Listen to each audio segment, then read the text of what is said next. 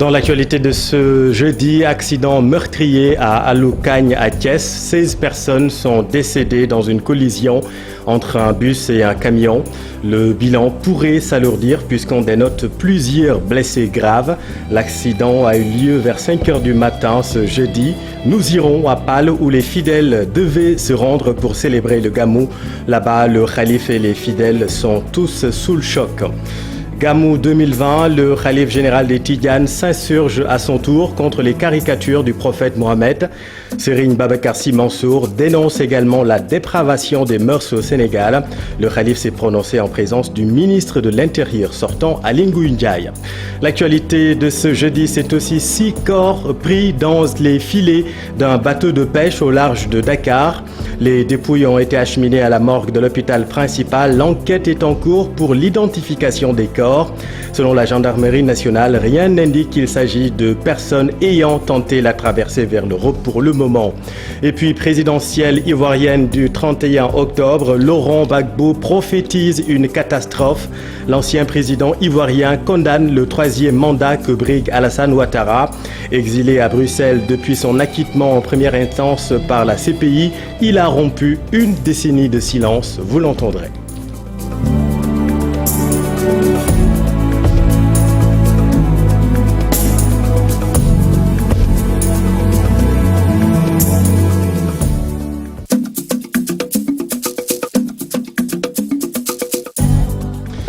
« 16 personnes, dont 9 femmes, sont décédées dans cet accident survenu au petit matin à Aloucagne, c'est dans la région de Thiès. Un très lourd bilan qui implique également une trentaine de blessés graves. Plus de détails avec le lieutenant-colonel Chertine. Il faut dire que nous avons été alertés vers 2h moins le quart. Arrivés sur place, nous avons constaté qu'il s'agissait justement d'une collision entre un camion frigorifique et un bus de transport 60 places. L'engagement d'un dispositif très important composé de 6 ambulances dont 2 médicalisées, 2 fourgons pompe-tonnes, un véhicule de secours routier et 2 véhicules d'intervention plus 50 grades de sapeurs dont 2 officiers nous a permis dans un premier temps d'effectuer le sauvetage de 35 personnes. Ensuite, la mise en sécurité d'une quinzaine de personnes. Et malheureusement, nous déplorons la perte de 16 individus, dont 9 de sexe féminin. Je voudrais profiter de cette occasion pour lancer un appel à l'endroit de tous les pèlerins qui empruntent les axes pour effectuer leur gamou. Je demande aux usagers de la route le respect strict du code de la route. Aux piétons, nous leur demandons d'emprunter les passerelles qui sont érigées sur les autoroutes et d'éviter la traversée de l'autoroute. Et sur Twitter, le chef de l'État Macky Sall présente ses condoléances aux familles des victimes. Le président de la République invite à plus de prudence et de responsabilité sur les routes. Les victimes, justement, étaient en partance pour Pâle, dans la région de Saint-Louis, pour y célébrer le Maoulid. Leur bus est entré en collision avec un camion frigorifique. Retour sur les circonstances du drame avec nos équipes. Cheranta Diop Seydatir.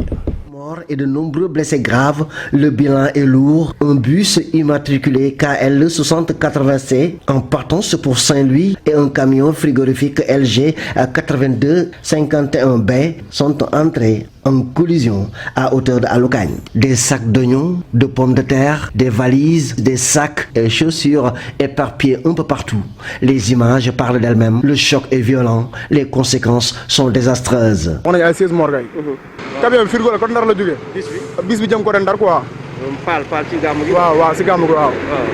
Léegi après bi ñu demee xam naa kii dafa yàkkamte pour. Le camion frigorifique contenait des poissons. Il est sorti en 3e position et il a violemment percuté le bus. Le choc est violent. Vous avez vu comment il est tombé dans le ravin? Camion moo génn 3e position jàkkaarloog bis face à face. Ce chauffeur de taxi, témoin des faits, révèle que les nombreux accidents survenus sur l'axe Pout-Alocagne sont surtout liés à l'imprudence des chauffeurs.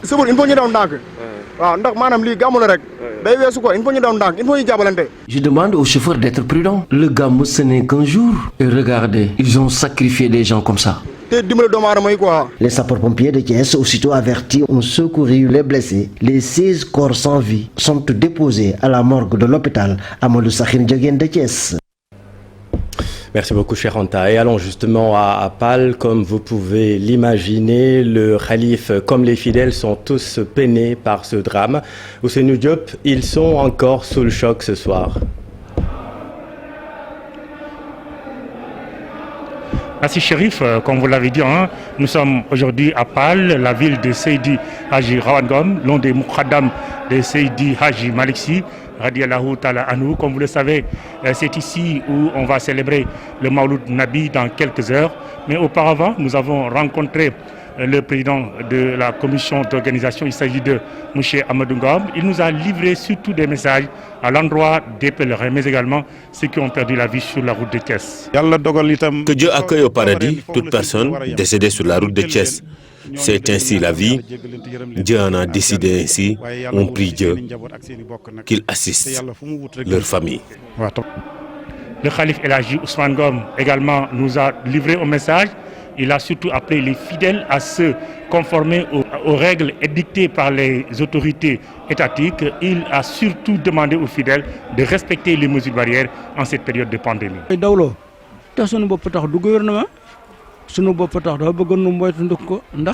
Il faut respecter les mesures barrières et comprendre que cela, nous le faisons pour nous-mêmes et non pas pour le gouvernement.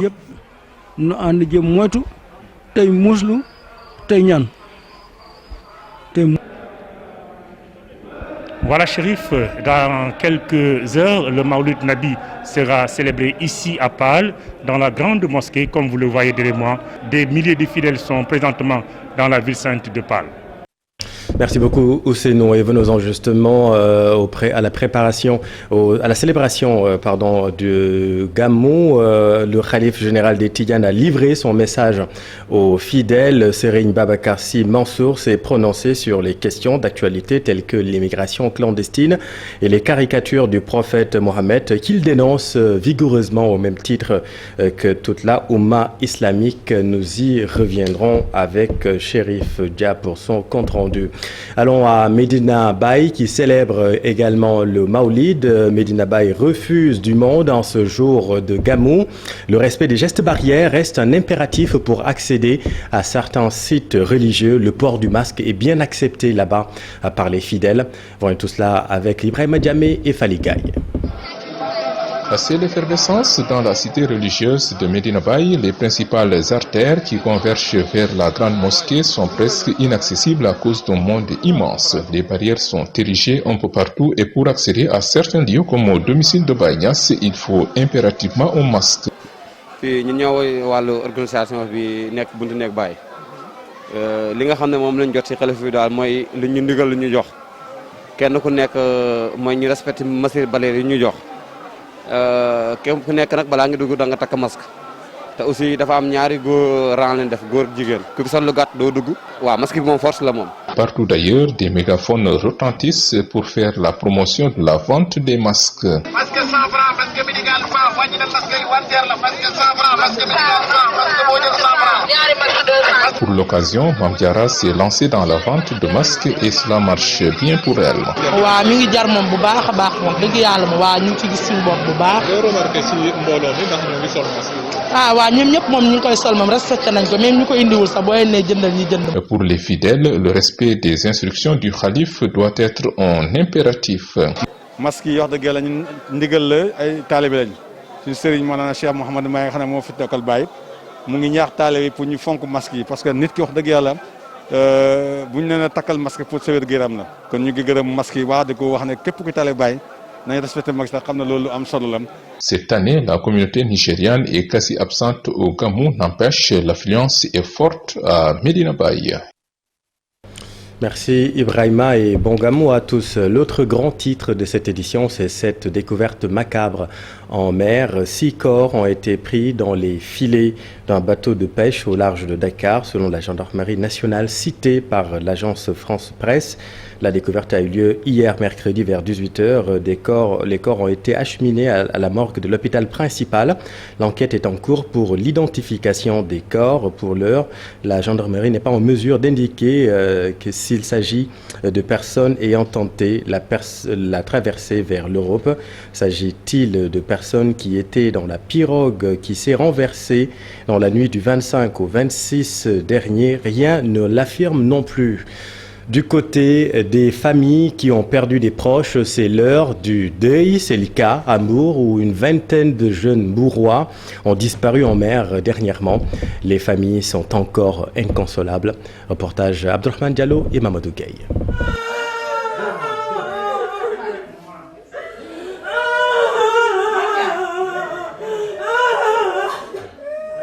L'émotion et la tristesse dans la famille de Omar Sen en Guéror. Ce jeune a perdu la vie lors de l'explosion de la pirogue qui partait en Espagne.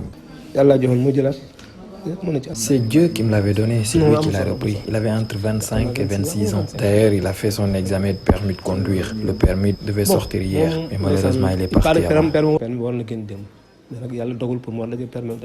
Même ambiance chez Morka au quartier Médine d'Ombourg. Ici aussi, on pleure leur fils décédé en pleine mer. Son objectif c'était de réussir et aider ses parents. Il a 22 ans, il s'activait dans le lavage des véhicules au croisement Sali. Il a réussi à économiser jusqu'à avoir une somme pour pouvoir prendre la pirogue. Le parlementaire du département Mbour estime que l'État doit accentuer les sanctions prévues contre les convoyeurs. Les personnes mal intentionnées qui ont pris beaucoup d'argent pour investir, construire des pirogues, acheter des moteurs de 40 chevaux, payer des démarcheurs un pourcentage de 10%, parce qu'on sait très bien qu'ils demandent 300 à 350 000 pour le voyage. Moi, je demande à l'État du Sénégal de punir ces auteurs-là sévèrement. Plus d'une vingtaine de familles d'Ombourg ont perdu leurs enfants, candidats à l'immigration clandestine.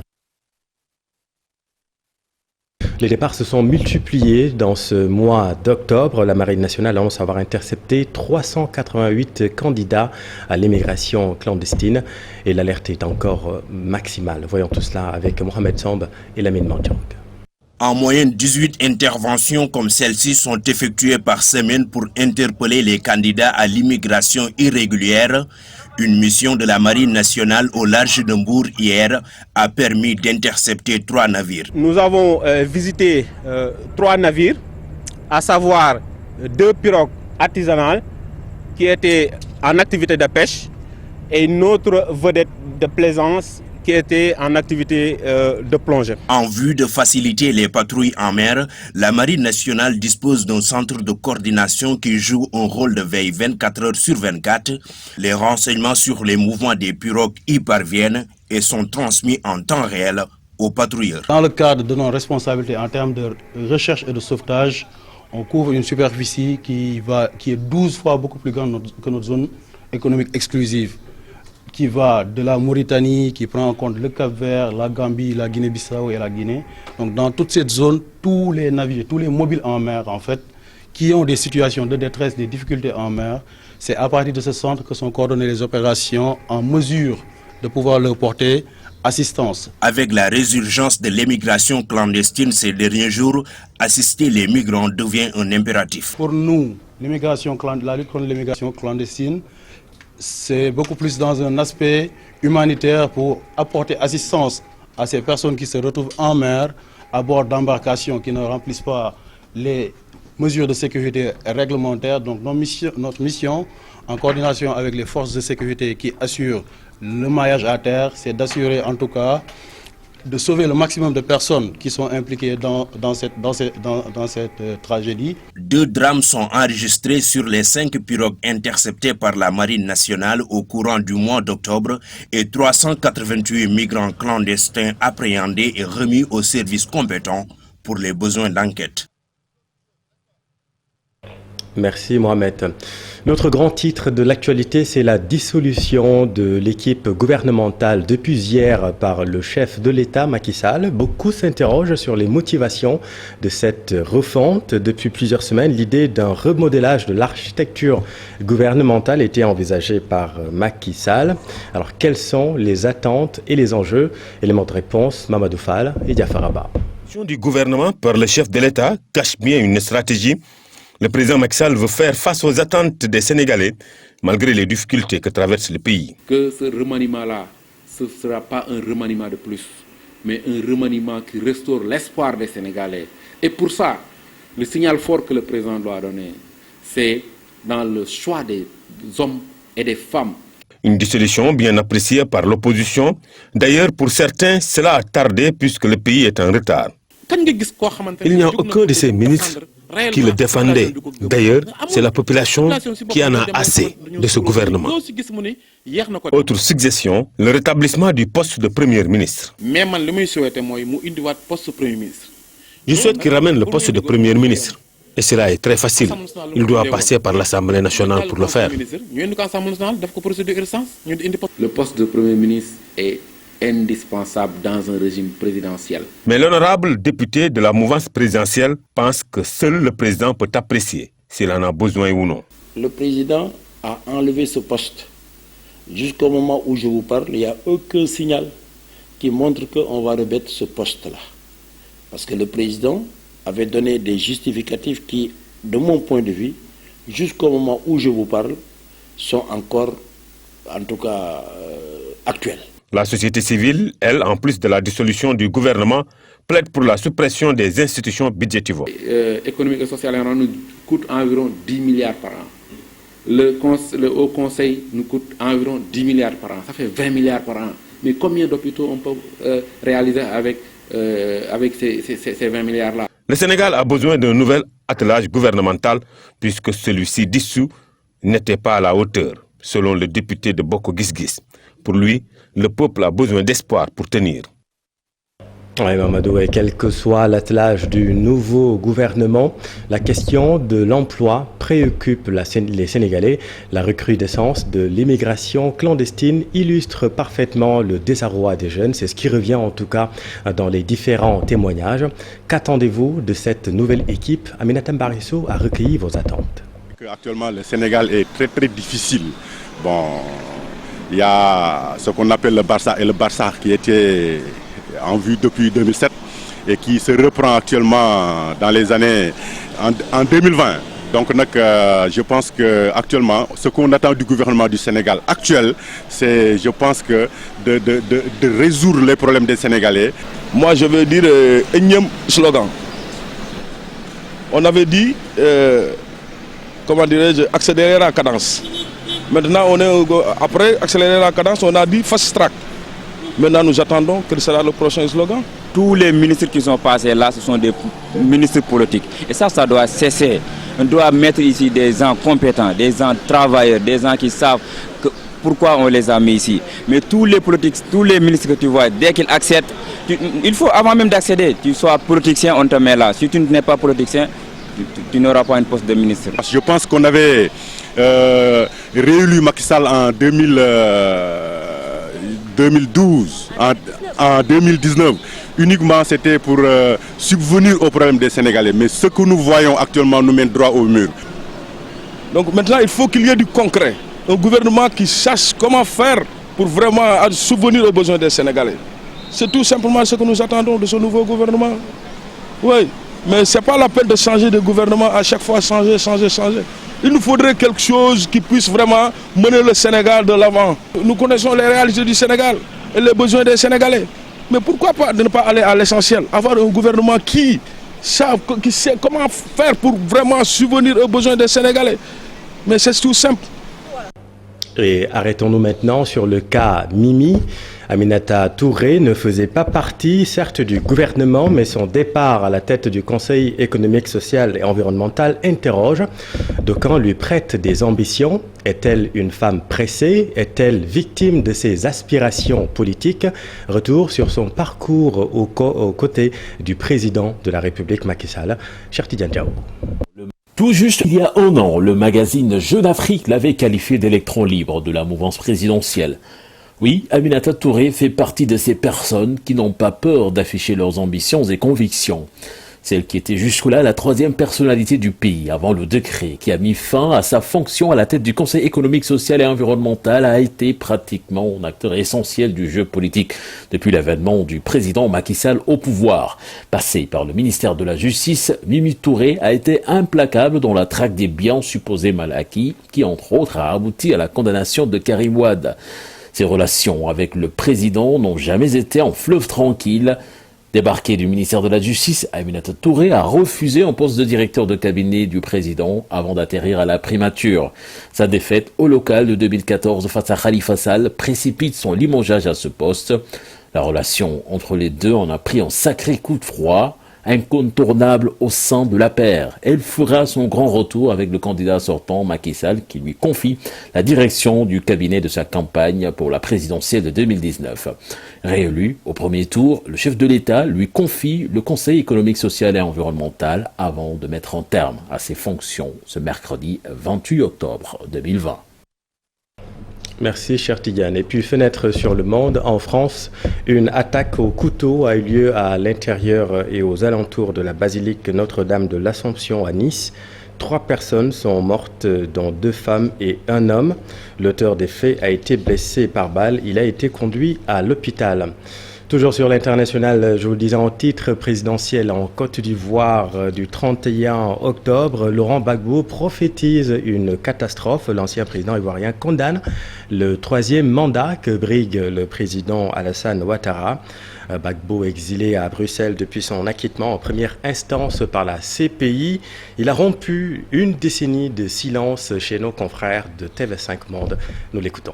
Laurent Gbagbo, l'ancien président ivoirien, et retenez que plus de 7 millions d'Ivoiriens sont attendus aux urnes samedi prochain. Et puis un mot de sport, assemblée générale élective du Stade de Mbour, les candidats passent de 2 à 3. Et puis coup de tonnerre, Ahmad, le président de la CAF, sous le coup d'une suspension par la FIFA.